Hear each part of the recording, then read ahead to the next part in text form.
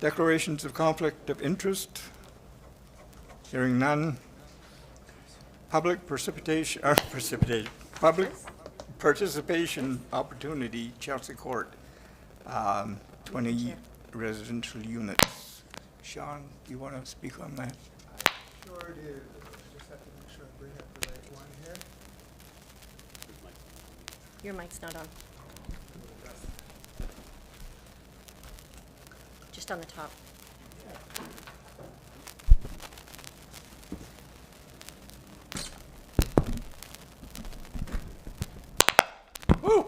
Ooh, that's sparky. It's on. It seems to be. Okay, let's see if I can get on the machine over there. Mr. Chair, just a point of order on this CAO. We may want to adopt the previous minutes first. Yeah, We didn't vote on it. it's later on the agenda. Yeah, should have been first, right? Okay. I'll move to approve the minutes from June 17th, 2026. I'll second that. Motion moved and seconded. All in favor? Aye. Those opposed? Motion carried. Want to do the approval of the planning report as well? That's going to take some time to review, so I'd like to hold on The to one that. from June 17th? No, you don't have to. That's in the minutes. Okay, great. That's a misprint on that Yeah. agenda, I believe. Wrong date. June 17 minutes for the ones that were just approved. Yes. June 17th. Okay. Number 8. Yeah, The report itself would have been approved during the meeting. correct. Yeah. Right. Yeah. All right. Does it sound like you can hear me? Great. I always feel like I have to yell at this thing.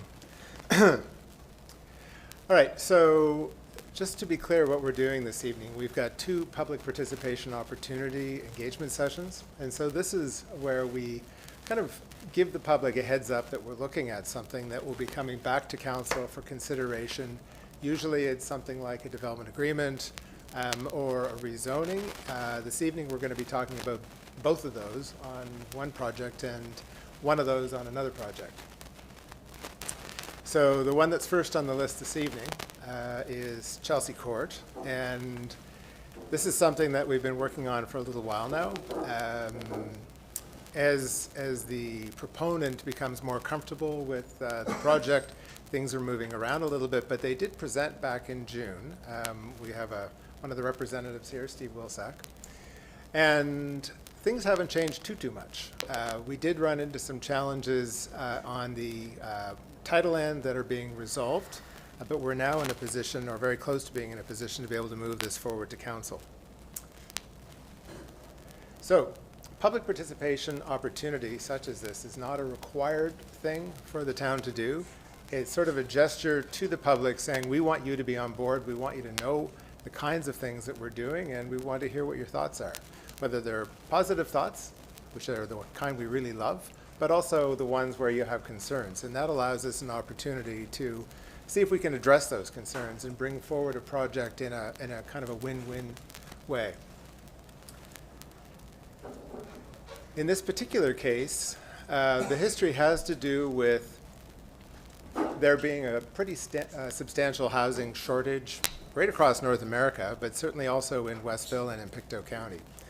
And the town has a number of pieces of land which it is not using and which it can deploy through a sale process to allow the creation of, in this instance, more housing.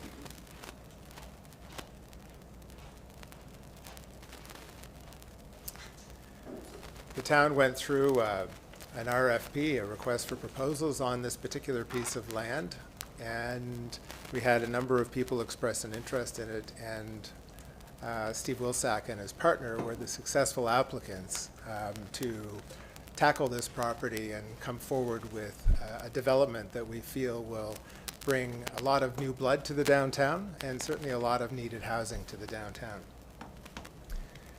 The nature of this particular process is it will go through a development agreement. Things are a little bit more complicated today than they were before because we've also, in the interim, while this has all been gestating, we have had approved by the province a new set of planning documents. And I'm only going to speak to this briefly, but it's important because it's sort of, we have to kind of go back and forth because this application and the other one that's coming forward this evening both started under the old planning documents, and we now have a new set of planning documents. And as you may imagine, you don't go through the trouble of coming up with new planning documents without an awful lot of work, so there are some differences.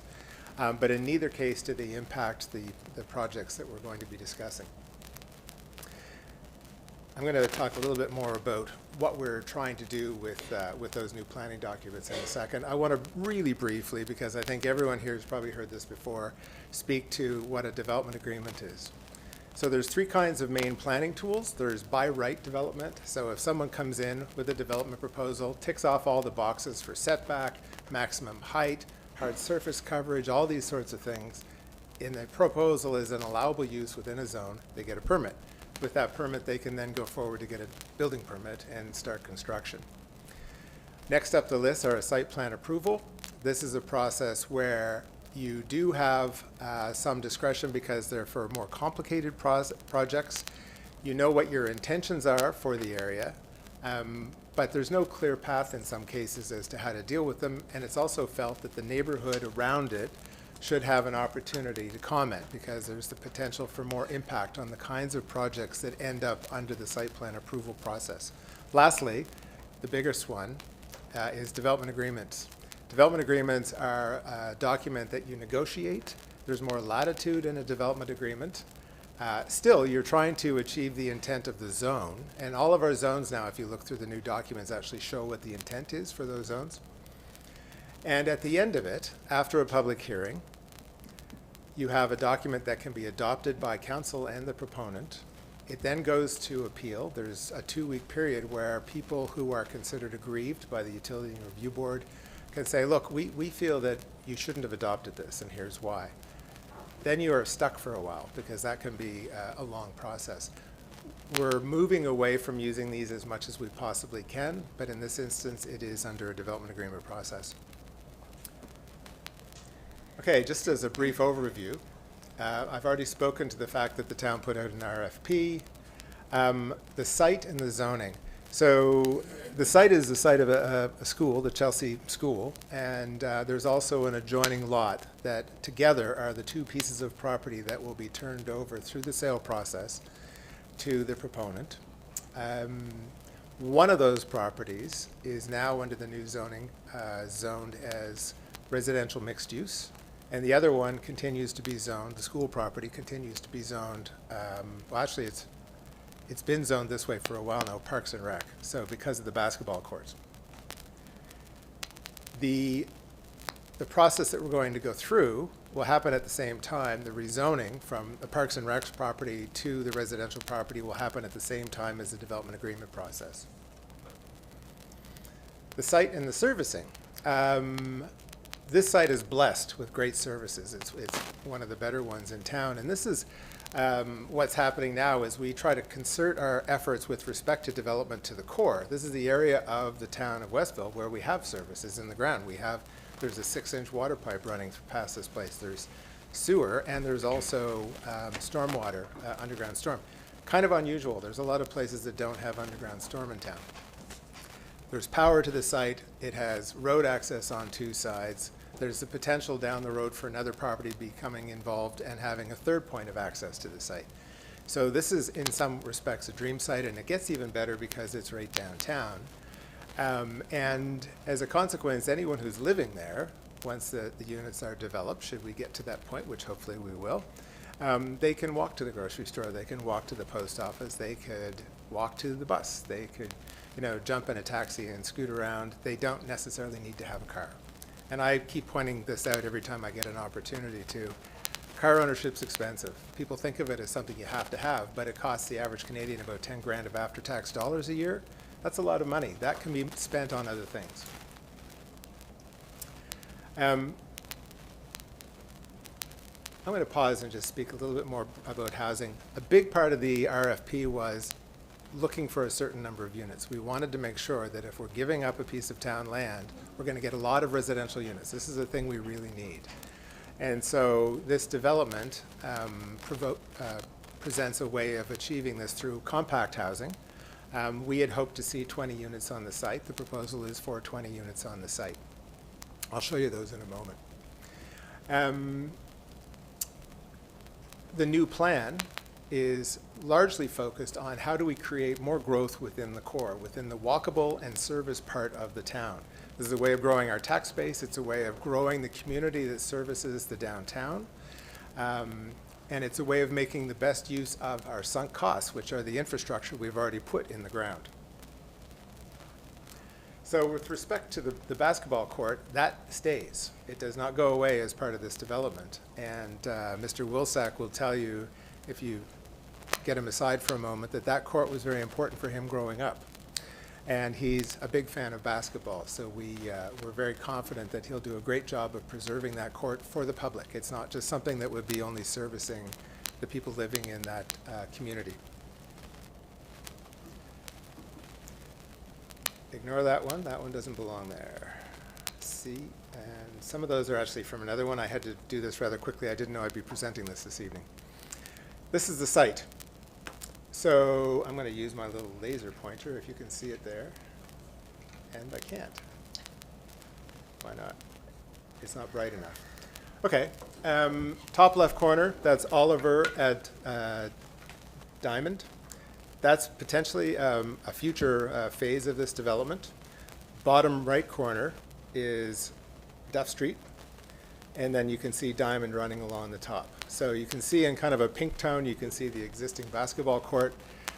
You may have noticed that there are some large rocks already on the site. They will be repurposed as part of kind of just an outdoor hanging out, sitting, kind of very durable play, kind of natural amenity. The parking is shown there. It would be 1 space per unit and the required number of barrier-free spaces. We may have to look, depending on how many of the units end up with someone with a car that is wheelchair-bound, we may have to look at what we can do about providing increased access for someone with a car who is in a wheelchair. And you'll see that there are 5 blocks shown. Each of those blocks is a quad. And the parking is contained interior to the site. The idea with the architecture is that it's modern, and yet at the same time harkens to the nature of Westville architecture. So you often have steep pitched roofs, you've got fairly narrow frontages, and in this case you would have, per building, you would have 4 units, 2 on the lower floor, 2 on the upper floor. The lower floor ones, at the very least, are capable of being fully barrier-free. So the rezoning part of this, we have to look at a number of factors. And one of the things that we have to look at are the possible uses that the property could be put to if it doesn't go forward with the development agreement.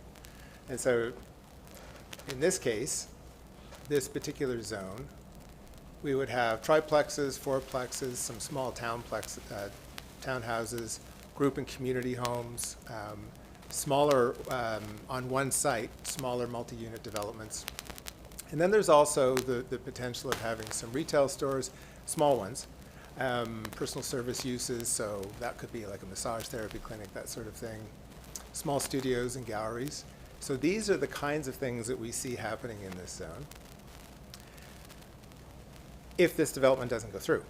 But the intention tonight is that we would see it through this development agreement process in going through. Lastly, in the rezoning considerations, which are the same as the kinds of things we look for a development agreement, I'm going to run through this really quickly. The proposal has to be consistent with our policies.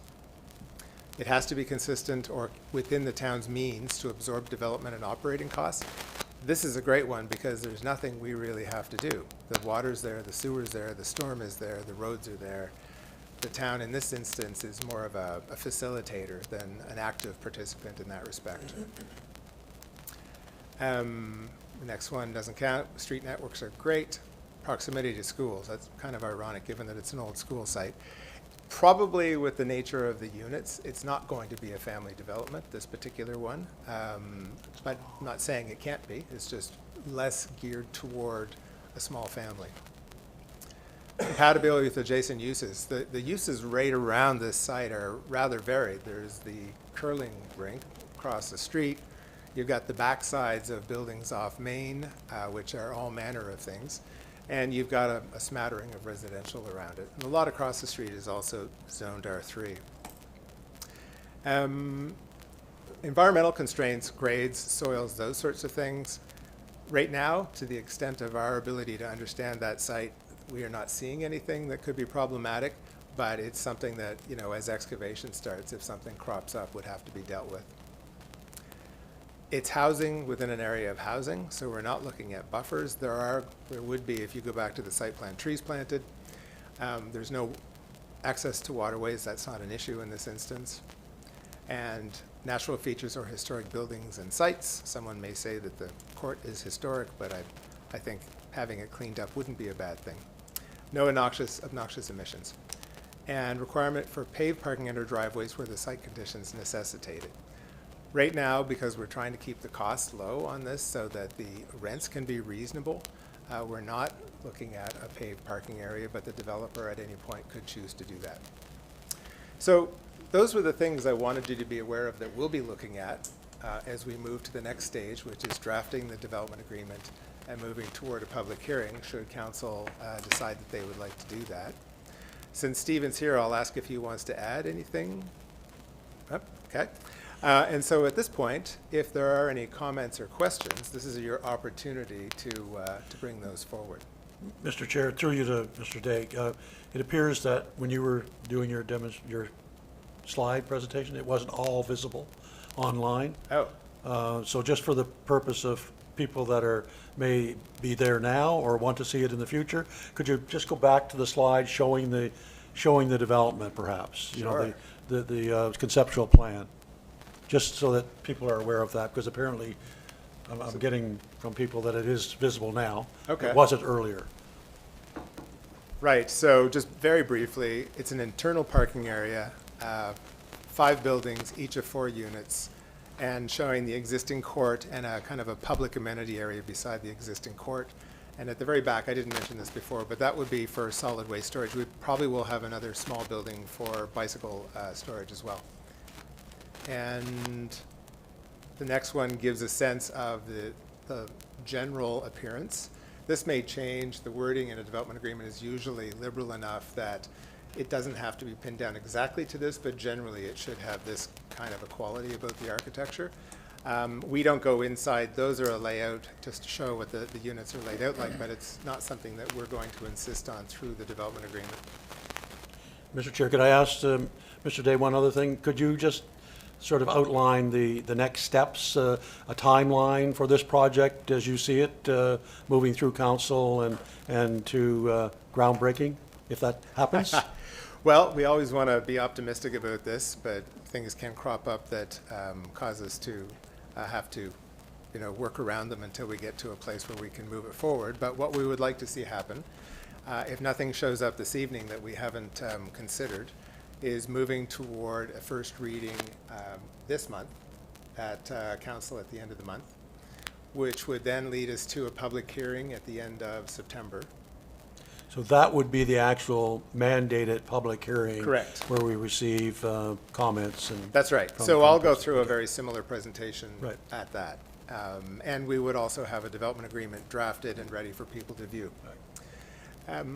After that, if council agrees that they would like to enter the agreement, and if the proponent feels that the agreement is suitable for their needs, the agreement is approved. And it can be approved with small changes, or it can be rejected, or it can be sent back for more work. But hopefully it will be approved as is. We then advertise it. There's a 2-week appeal period. If someone feels that this just should not be approved for whatever reason, they have that opportunity. It's unlikely for a small development like this for an appeal to be lodged, in which case, after the 14-day period of the notice has gone through and no appeals have been launched, we would then be in a position where we could issue development permits. The additional aspect of this that has to happen is we need a subdivision consolidation to get the 2 lots together. and we need to make sure we have proper title available for that process. So that's kind of the additional aspect that right now could change the dates a little bit.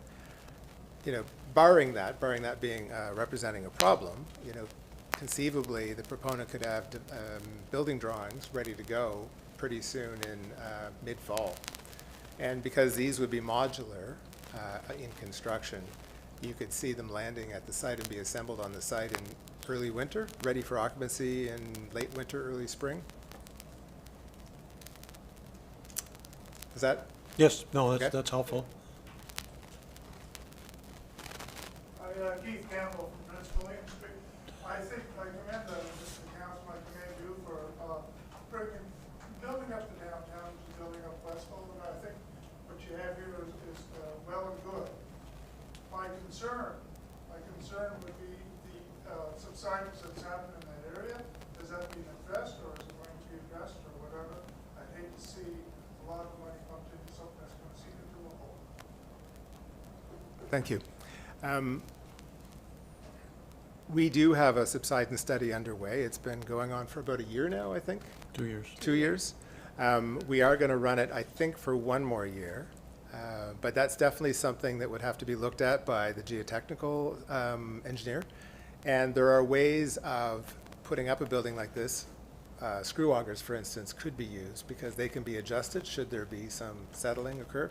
Whereas if you put in a concrete foundation, it's a bit harder to adjust that. So it's definitely something in Westville that we have to be aware of. And you're right to bring that forward as a comment. I think as council will recall, I believe the report that we had on the last study a few months back indicated that area there was no particular concern that I can recall. And basically the report was that, you know, for housing that we're talking about, surface mount housing in particular, there should be no issues. Now that's, you know, I don't know that anybody signed off on that engineering-wise, but that was sort of the gist of the report. Very minor subsidence over the last couple of years. There has been subsidence noted in certain areas, the monitoring that they were doing, but on the scale that they presented to us at the end of that report, you know, of major concern, minor concern, any concern, it was down at the lower end of that, as I recall. I stand to be corrected on that if other councilors have a better recollection. But that was the gist of it. Well, and quite wisely, Mr. Wilsack's business partner on this has a mining background, and so he's well aware of the circumstances around subsidence and understanding the kinds of reports that get developed to take a look at that. Dave Jenkins, North Main Street. Can you give me an idea of the size of these here? They're only look like they're one bedroom unit, maybe? That's right. And so the overall footprint is 38 feet 3 inches by 30 feet. And so these are compact units, and it's something that it's not for everyone, but it's for a lot of people. They're looking for a good. It doesn't seem to be like it's for families. It looks like That's right. a single person or a couple. Right. So you're not bringing families. Well, I mean, give us some time. We have a lot of things we're working on here. No, just all these units, though, these, whatever it is, 6, 4, 24, or 5, 4, 20 units. There's not really for families. In this particular project, yeah. We have, you know, there's a lot of different needs for housing in the community, and particularly people who are coming in from out of town, like the need for nurses, doctors. There's so many different kinds of people that may not be arriving with a family, but definitely need housing, and they want good quality housing that's easy to heat, easy to cool, and affordable to run. So I think that there won't be too much trouble filling 20 units. But we have a long way to go, and we also have plans for, you know, the long game as well in terms of the kinds of developments that we're looking at and the nature of the new planning documents.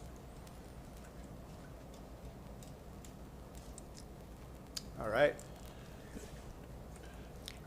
Through you to the CAO, did we have a written, we asked for, I think the notice that went out indicated come in person, express, you know, any concerns or questions you have, but also you could do it in writing. Do I understand that we did have submission in writing? And I think that for the record, that probably should be noted, and at this portion of the meeting, if we have that? That will be distributed, and the concerns that were raised in that from someone that lives over on Cowan Street, about half a kilometer away, so they may know somebody in this immediate area, I'm not sure. They largely were asking questions about, is there enough water? Is there enough sewer capacity? What will happen with respect to noise? What else was there in there? I don't think they asked about parking. It was mostly around, how would this negatively impact the surrounding neighborhood? But it is a pretty, there's a lot going on in that neighborhood. And there's definitely a call for a new development. This will substantially increase the the aesthetic quality of this neighborhood. And it will be a symbol or a sign to people that this neighborhood is worth investing in, which is good. It will sort of be a litmus test in that respect. But I will be distributing that. I've got it. I'm not sure what just happened there. I just wanted to get it on the record at this meeting that we had received that. Yes. And it will be addressed, the answers will be forthcoming, I guess is what and if there was anything that stood out that we needed to incorporate on the development agreement, making any changes, that we would look at that as a possibility. I would make a quick comment on that too, and this is where hopefully the process doesn't get confusing for our residents. I would anticipate and hope that if there's any comments collected here tonight, that folks are made aware that this isn't the prescribed hearing through the Municipal Government Act. And I would hate that something be brought forward tonight might not get addressed to satisfaction, and then somebody misses the public hearing. So this is the concern that we run with doing a pre-hearing hearing, and I just wanted to go on record with that too, that I have concerns here tonight need to be adequately addressed and carried forward to the next meeting. And we shouldn't expect residents to have to rewrite in or reattend. Right. But here we are. Right. Yeah, I think we can carry that through to the public hearing, that letter would be, dealt with at the public hearing session. So I have it here if you'd like me to run through it really quickly. It should be read, but I think that council's comments are accurate. The comments tonight may inform the developer and how he proceeds, and he's listening to these things, but as far as the approval process, these comments should come back at a public hearing to be properly recorded as part of that process. So part of these, and there's been some of this already, but these comments tonight will inform the process, but they're not necessarily part of the formal process. So they may inform the developer to say, well, okay, I can make that, alleviate that concern right away and make changes as we go and eliminate that concern, but council's correct. If they're looking to be registered on the record, that should be done formally.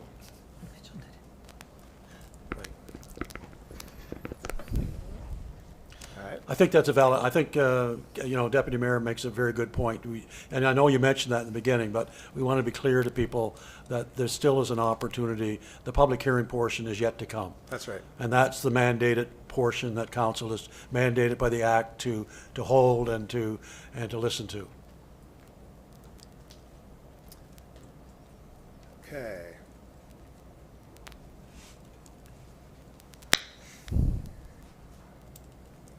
All right, shall we move on to, Number 6, and that's the participation opportunity in the rezoning to C3 of Barker's Lane.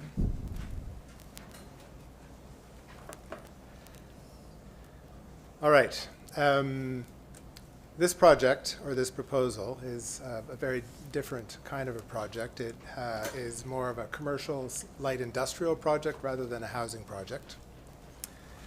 It is something that we've had come before the PAC through a similar sort of meeting, as we anticipated that there would be some significant concerns in the neighborhood that abutted the project at that time.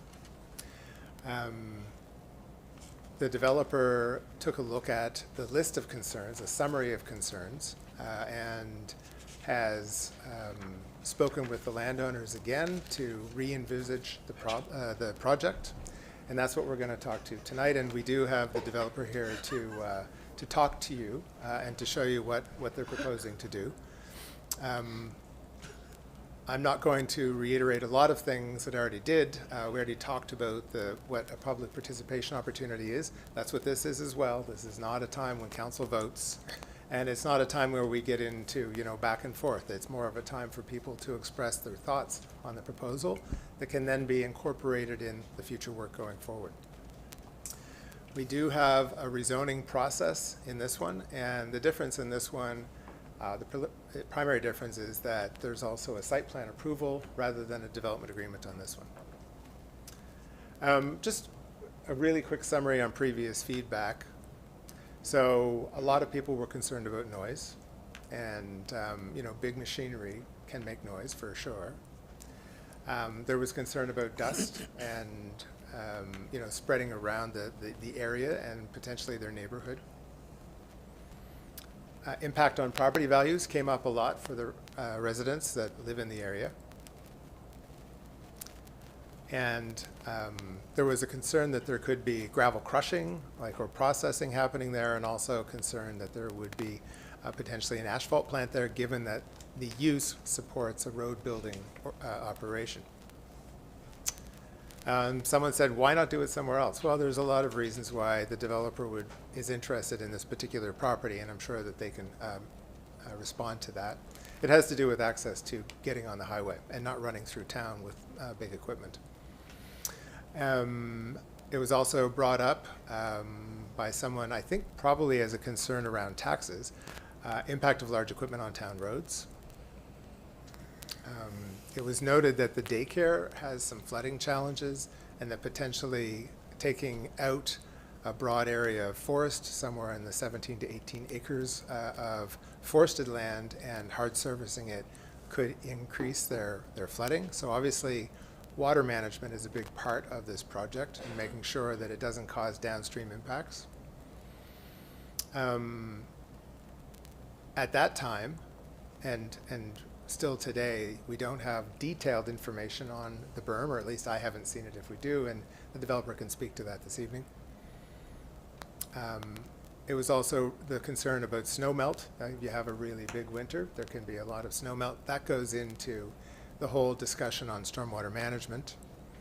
And the post versus peak, that's something that we have in all of our larger developments, where the amount of stormwater and the speed or the rate of stormwater departing the site can't be changed as a consequence of development. It has to be managed on the site before it enters into conveyance systems, which in this instance are open ditches, as we have in a lot of areas of town. So those are the concerns that were raised before. I think at this point I'll ask Mr. Chapman to show us some. Do you have some drawings, Jamie? Oh, they're over here. Okay, great. Jamie, do you want to come up here and?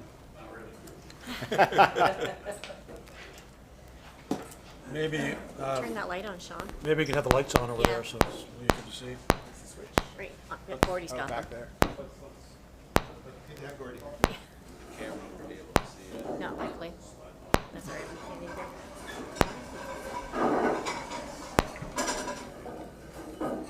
Rich? I guess you guys can look at this after. This was the original site plan or development plan, I guess, whatever Sean calls it, was showing us, here's Barker's Lane, here's Fraser's Drive.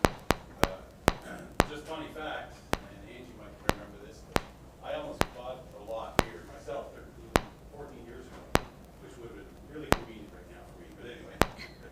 But this was the original site plan, and then I couldn't make the public meeting last year.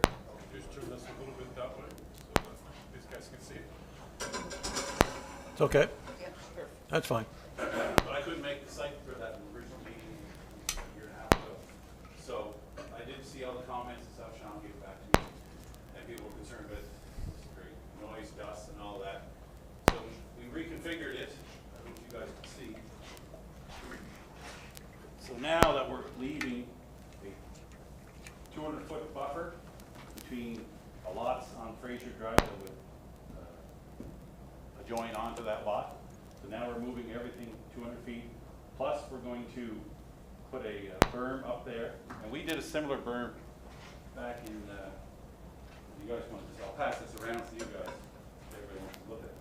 This is a berm on the bypass in Charlottetown that gets between 20 and 24,000 cars a day.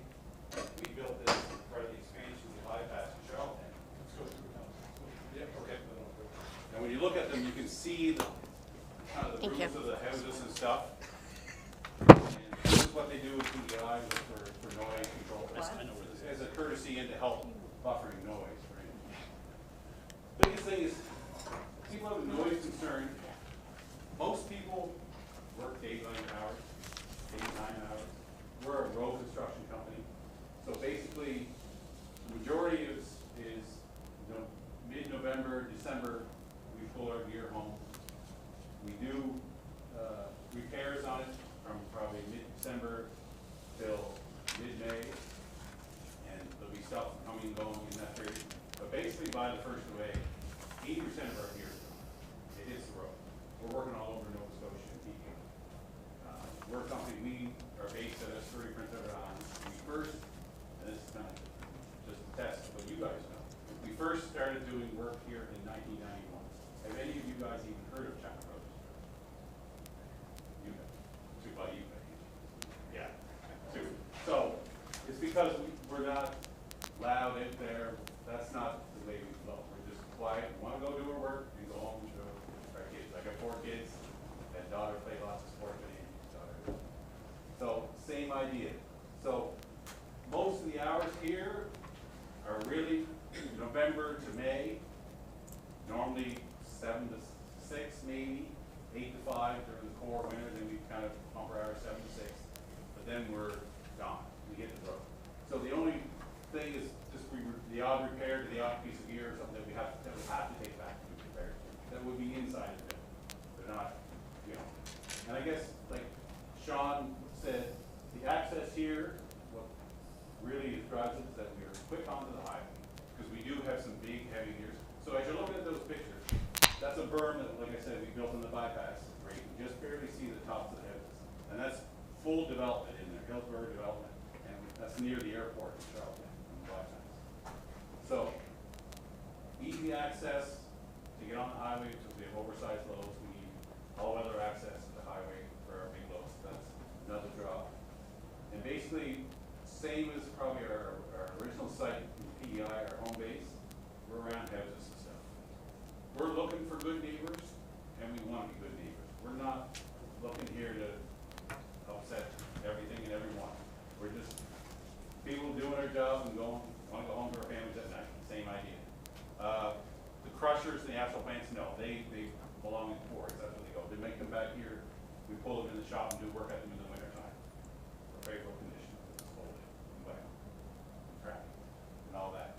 As far as effects on the town roads, we're coming up the industrial park right on your highway.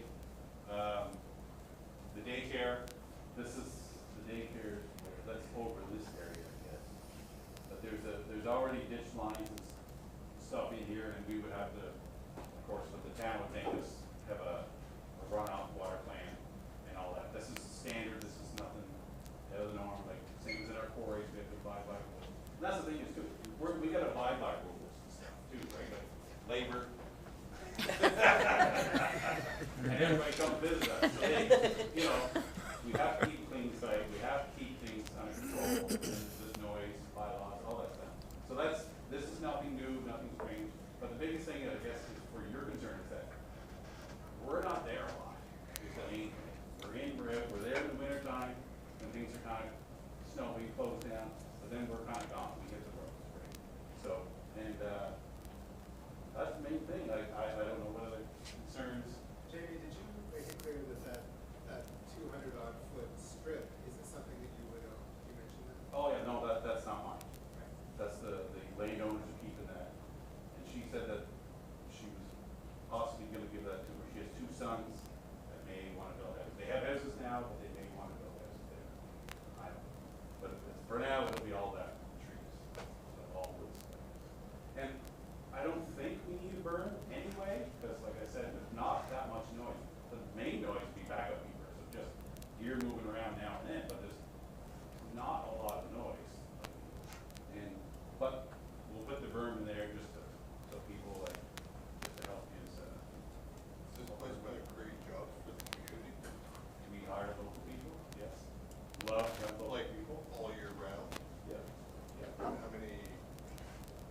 we have Would it probably be more than like 15, 20, or is it like how many?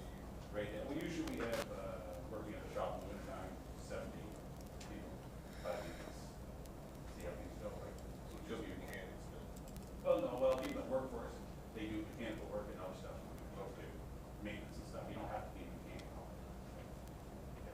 And it just seems like a waste of use for land that, like, all the talk about residentials. Why couldn't this be a subdivision? Instead of, That's not a nice one. Yeah, it's insane. Because we haven't been approached for that.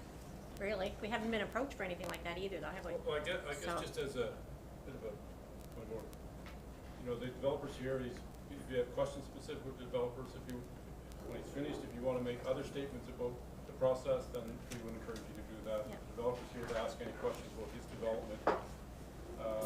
And then I think we could hear your thoughts on what you think the land should be. That's not for him to answer.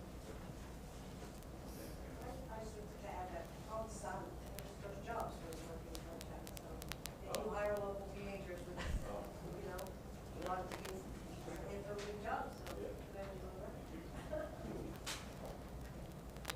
Is there a lot of coming and going during the day, or no? It's like similar to Leo's trainings, like, you know, there's different days are busy, other days are, like in the winter time, it's not a lot of movement, it's just basically working on equipment. And then, no, there's not a lot of gear moving there, you know, 4 by loads, maybe, nothing massive crazy. You don't move this stuff all the time, you know what I mean? Comes in, work on it, and you move it in for road closure or when road's open. So are you going in where that building is there now that closed down? Yes, just right in beyond, yeah. Yeah, so you're included in that building? No. what was the future development consideration? Is that, This is just extra land, I don't have any plans for that. It's probably my footprint that I have right away. Right. And that, anyway, that's that direction. what could that be, like, would that eventually be asphalt, No, like down the road, like, yo, we're gonna do this now? we wouldn't get a permit there. Okay. No. Nope. People like to see actual plans up in the quarries. Out of sight. Yeah, so everybody likes a nice paved road.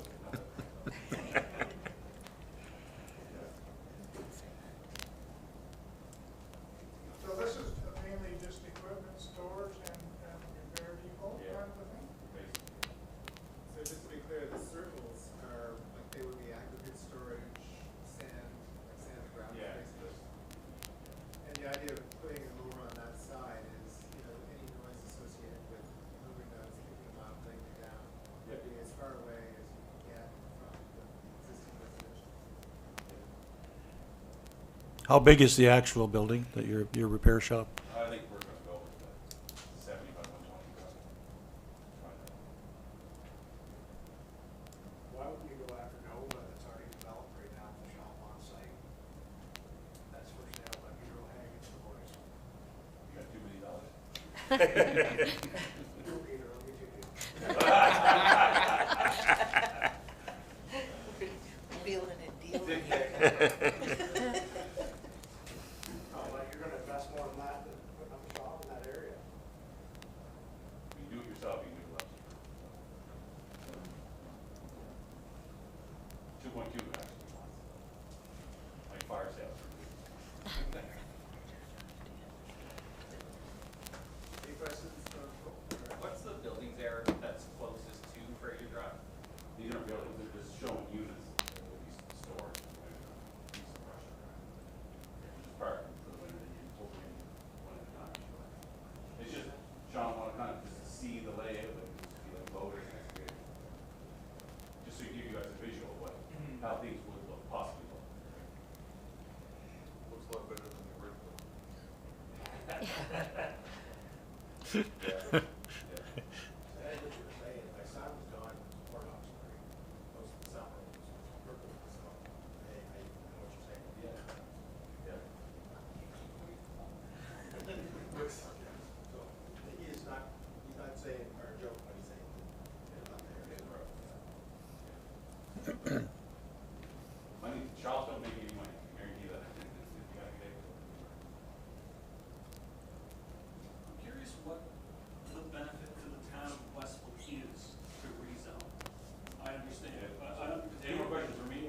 I completely understand the developer's interest, he has a financial interest in developing his business, but I'm just unsure what exactly a tangible benefit to the residents of Westville does this present?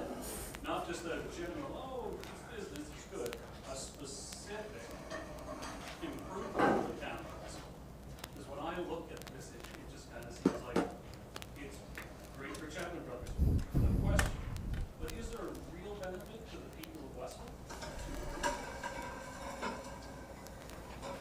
Is there an increased, There will be additional commercial taxes that we don't currently have.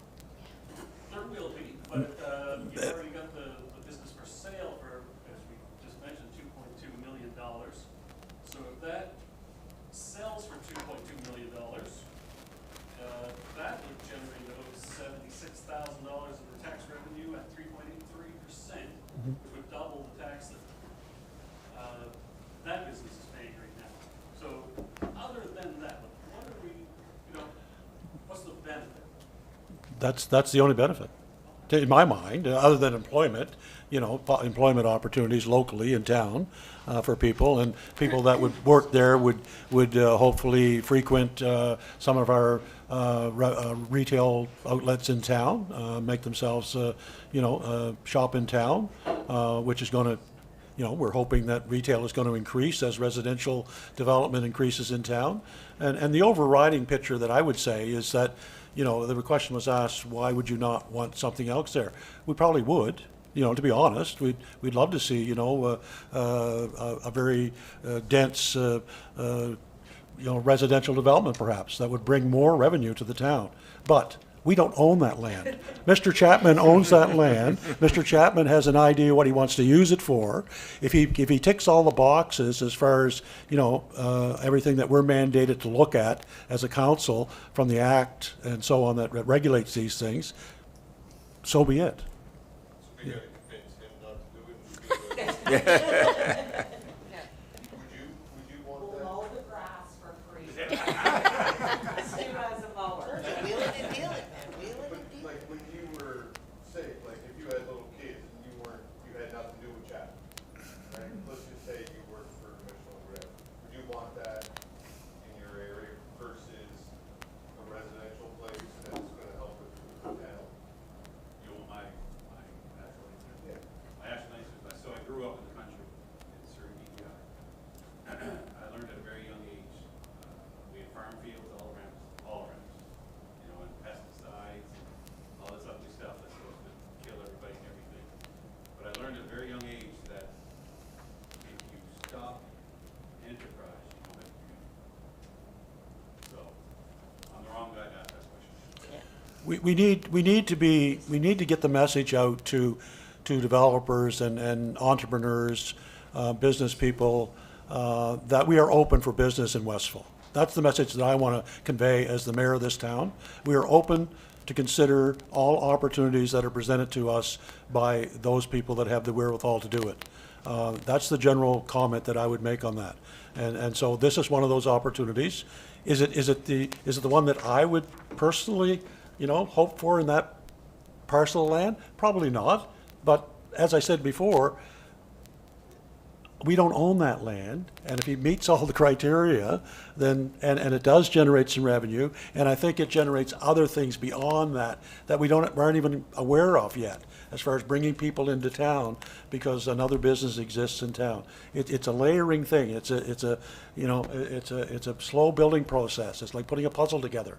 And we need all components. And the question was asked earlier, just, it's a little bit of a side from this, but by Mr. Dignan about, the type of housing that we're talking about here and the types of families or what it's available for.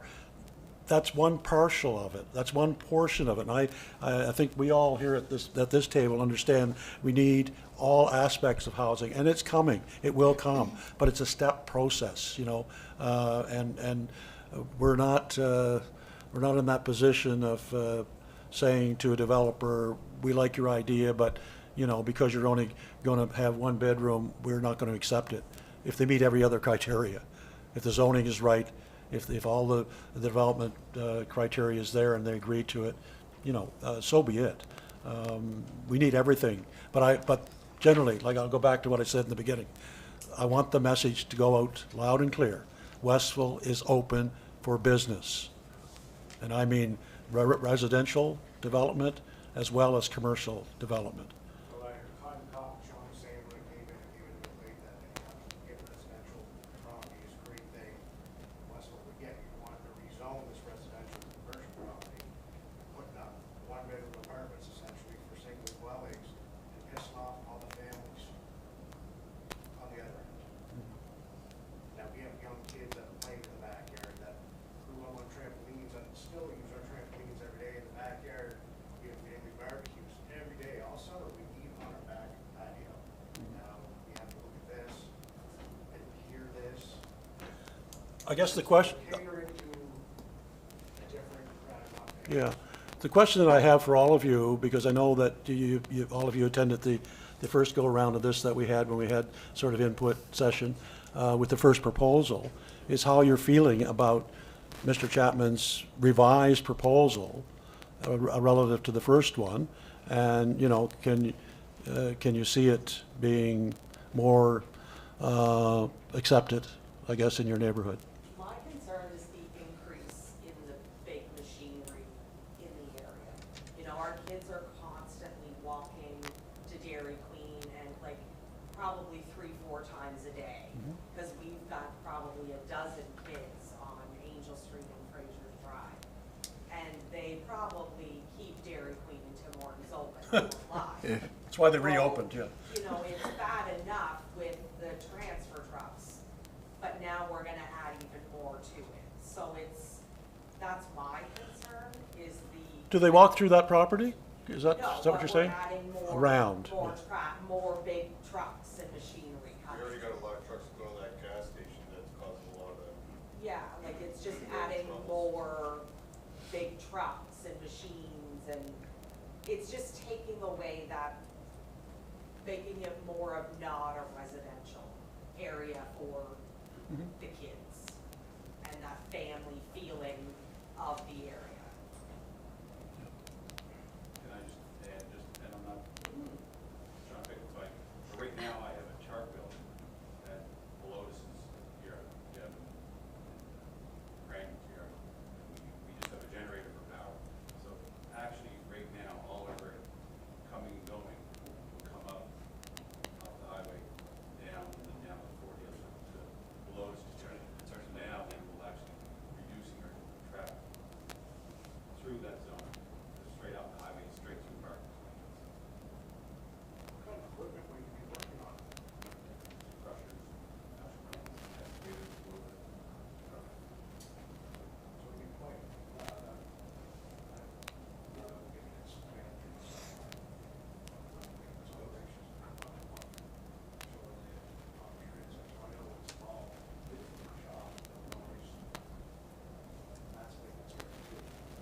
But it's through, it's also daytime now. And the majority of it, so you can't work in the shop. A lot of babies in our neighborhood too, sleeping. But I guess I would encourage you to come forward at the public hearings to raise these things so council can address all these conditions. There's no straight answer tonight. There's not, Chapman's are not, council has to make the decision. They have to weigh things like, is it surrounded by residential houses? Is it adjacent to industrial areas, the nature? But I would encourage you, you're bringing all valid concerns, and I would encourage you to come forward and make formal submissions at the public hearing so council has that when they're making their decision. The purpose tonight is to lay out the sort of changes that have been made based on the first round, but we will, these things are not for Chapman's to answer. They've made an application, they have a development, council will have to make a decision at some point, so I would make sure that you come forward and raise these concerns on the record for, council will then make a decision and explain how they arrived at that decision. What about that intersection? Is there anything gonna be done with that, with the increase in trucks? Sorry, I didn't hear The you. intersection there? Off of the exit? Yeah. Would anything change about that with the relights, roundabout? I believe the county would have to do a traffic study. They own that road and intersection. Yeah. The county. It would be the province, in other words. It would be a Department of Transportation. Is that something that would I don't think it exists now. The road there exists, I would think. You know, that was looked at, that would have been looked at when that Barker's Lane went in. They would have to have got, Now, so there's gonna be increased traffic, Yeah. increased trucks. I don't know. So Jamie just mentioned that they're already passing through that area because they're based at Belotus's right now, if I understood him correctly. And so there'd be fewer turns happening on that intersection because it'd be a straight shot through from Barker's Lane. Yeah, but like, there's cars coming both ways though, so I'm just thinking like the traffic holdups, the amount of traffic, like, is there gonna be, Again, roundabout would be a pretty smart move, again, that's a thing to raise at the public hearings, the question of whether or not that, you know, I travel that quite frequently. You know, it's a pretty heavy trafficked area, but it's also probably one of the widest, most constructed kind of egresses in and out of town already. So the question is, can it absorb the traffic we're talking about? If it was such that that was an issue, that would have to come to council. But for a lot of accidents. yeah, I can appreciate, you know, I would have concerns about sending my children across that street right now. Is it owned by the province? Like that section of, Certainly, I would think Yes. Yeah. the off-ramps are, The province. yeah. Yeah, yes, because our traffic authority doesn't control the speed sign on the other side of it. If you notice, it's confusing because it lends itself to being 60 in one area on one side of the road and 50 on the other side of the road if you actually pay attention to it. And it's Yeah. the county's side that is Yeah. not signed correctly. And also with the increased trucks, they're constantly using the gas station there beside the daycare. Yep. They're constantly dragging out gravel onto the road. And so when you're driving towards Angel Street, you're constantly hitting that gravel. And in the wintertime last year, you know, you can lose control pretty quick. And it doesn't get cleaned up at all. Is that something, because I imagine once they bring more trucks in, that's when we get used a lot. I think it's useful to bring that to council's attention, irrespective of this application. We will make, I mean, obviously, you know, we asked for, this is a public participation, Robert? Whatever we call it. It's not the public hearing, as we've said several times. So, but that doesn't mean that the comments that were made tonight will not be taken into consideration and move forward to basically, even if you forget to come or you forget what you wanted to present, that you present something that or you don't remember, it'll be here. We'll have it on record as concerns that you expressed and take it into consideration, I think is what that's the best way to put it, I believe. And we apologize for bringing you in more than once, maybe 3 times it's going to be possibly before we're finished with this, but you know, maybe I don't think we'll ever feel guilty about asking for public participation. Let's put it that way, right? I don't think we feel bad about that, even if we ask too much of you sometimes. So I think Jamie his comments are, everything good? Okay. Just very briefly, some of the things we'll be looking at with respect to the rezoning, and I've only got 2 pages left here. So we have to look at the kinds of uses if that property is zoned commercial highway. This is the list of things you can do by right. So there's quite an extensive list. We've actually curtailed it a bit compared to what was previously there. But some of those are, you know, probably antithetical to what you're imagining having behind you. And so we understand that. That said, we've had a lot of vacant land up there for a long time, and these sorts of things could all have gone there for the last 20 or 30 years, but haven't. So I'm not sure what the risk is of having them go, but it is something that as we run the process through, that we have to look at these sorts of things. So there's things like rental shops, printing establishments, industrial services, custom workshops.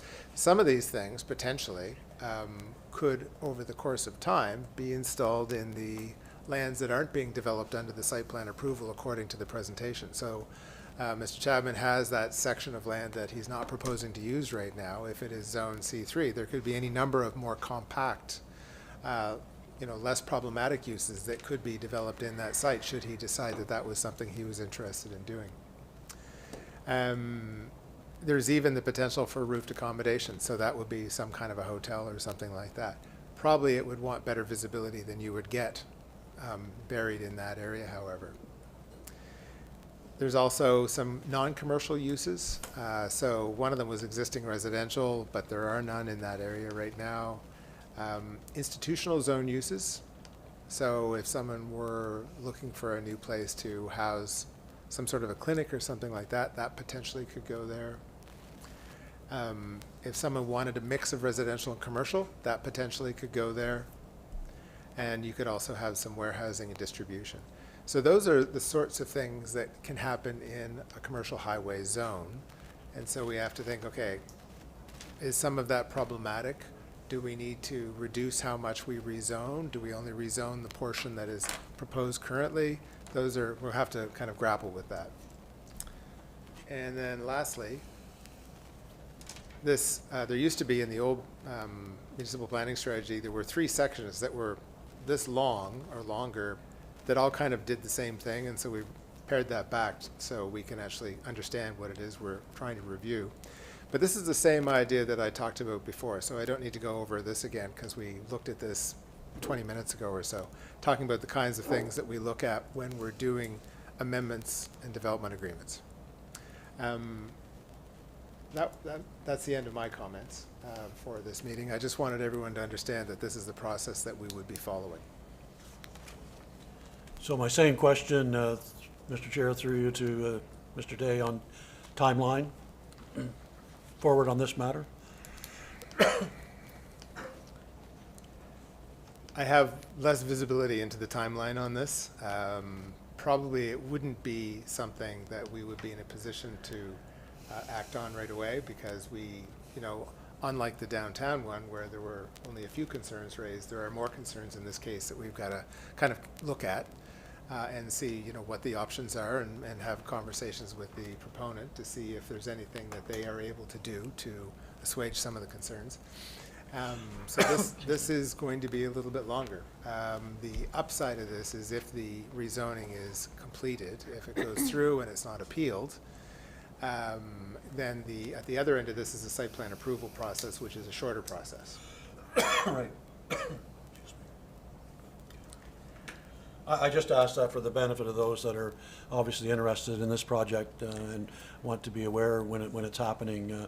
But there'll be adequate notice, obviously, for the public hearing We also when that occurs. have you can sign up to get notices from the town if you haven't already done that and are interested in the ongoing, work of the town, not just planning.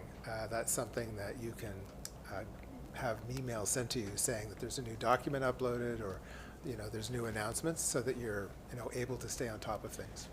Thank you. I'd like to thank Mr. Chapman for his presentation and bringing us up to the changes that have been made so far.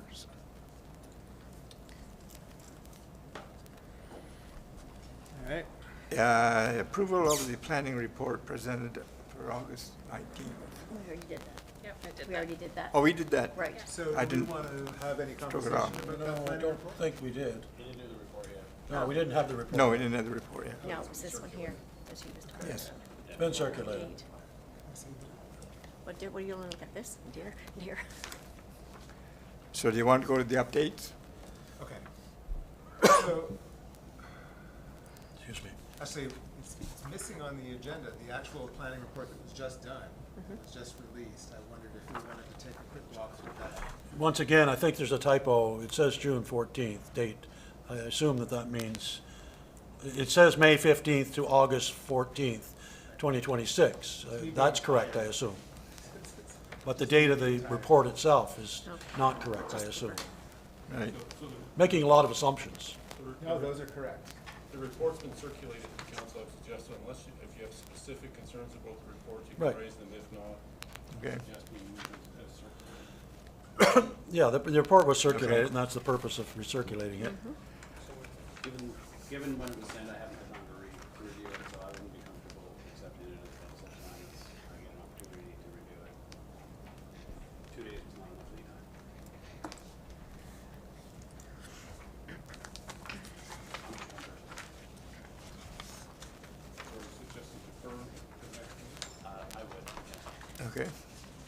you want to make a motion to defer to the next meeting? I'd move to defer to the next meeting. I'll second it. Motion presented and seconded. All in favor? Aye. Those opposed? Motion carried. Okay. Sean, just a couple of questions, if I could. Sure. Any updates about the possible medical center, the plan there with Dr. Rivera? Anything on that lately? I'm afraid I don't have anything new on that. Nothing new? Okay. The last I heard, it was something that had financial aspects that they were looking at. They were figuring out, I've got, okay. the last set of plans I have still show it as a pretty substantial project. And it would definitely bring a lot of activity into the downtown. So fingers crossed that he's able to move forward with it. Okay. And the long-term So, care? I'm losing my voice, sorry.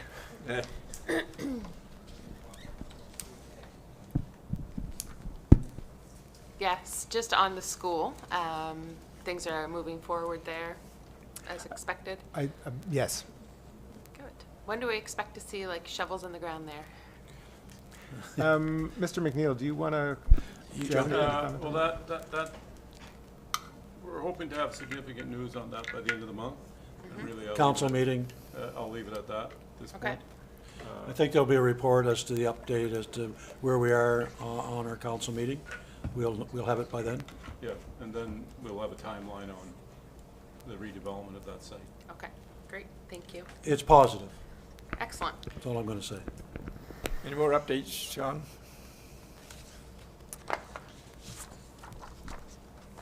We have a number of balls in the air, but I think that none of them at this point are ready to have any sort of updates on them, I'm afraid.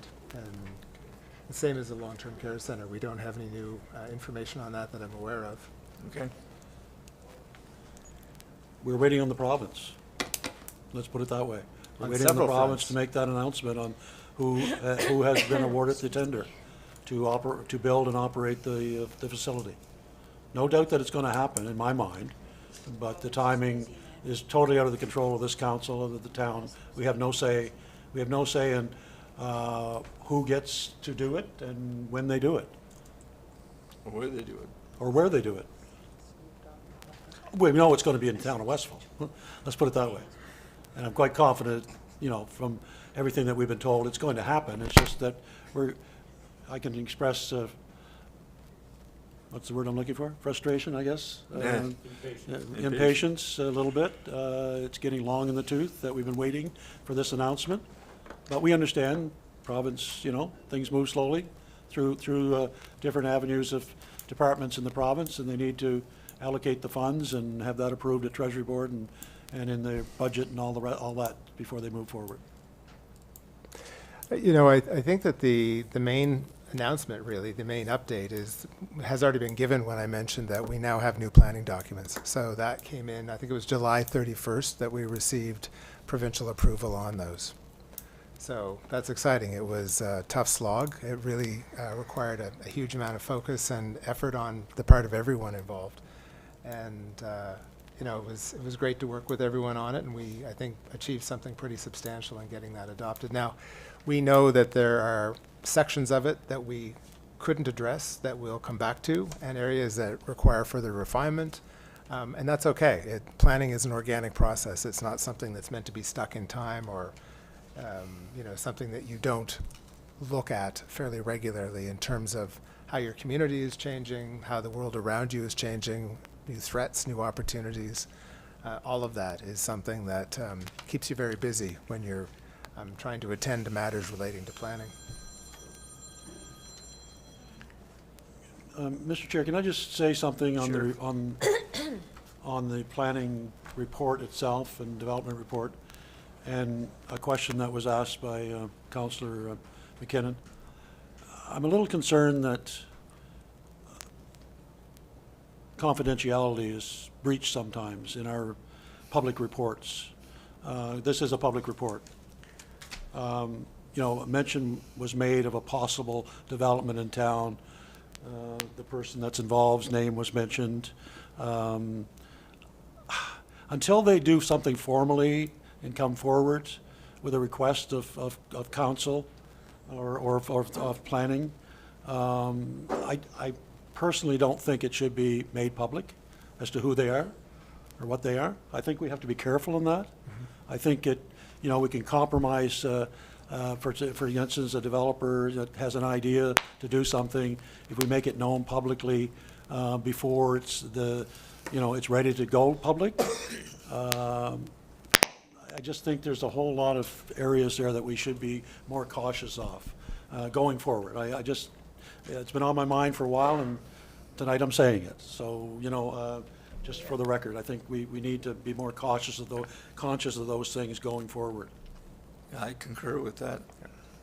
The nature of the planning report's been changing fairly steadily as I try to, pare it back to essential information, and I'm always open to any suggestions with respect to how you would like to see it change over the course of time. We all want information, but, sometimes we have to be careful until we get to a point where it's real, or, and I'm guilty of that. I'm guilty of that. I've been guilty of that in the past. I'm trying to mend my ways, but I think it's something we have to be thinking about consciously. There's enough misinformation on the go regardless of what we do. You could always go to Tim's and find out anything you want to know anyway. true. So. Yes, well put. All right, delegations on issues or discussion arising from business or other business. I think we had it tonight. That was about it, wasn't it? Maybe not. Anybody else have anything to say? That's code for additional public participation. Yeah. If anybody else has anything that we weren't speaking to, I guess. Yeah. I don't know why it doesn't just say that. I don't know either. Make it sound It's the more, only meeting that it doesn't. right? We'll have to change the wording on it, I guess. No questions of anything else? Then we'll get a motion to go in camera. Do we Is need? there a need? Is there a need to go with camera? I've got a few things. I think Okay. some others might as well. Are you up? You got it. Motion is moved and seconded. Aye. All in favor?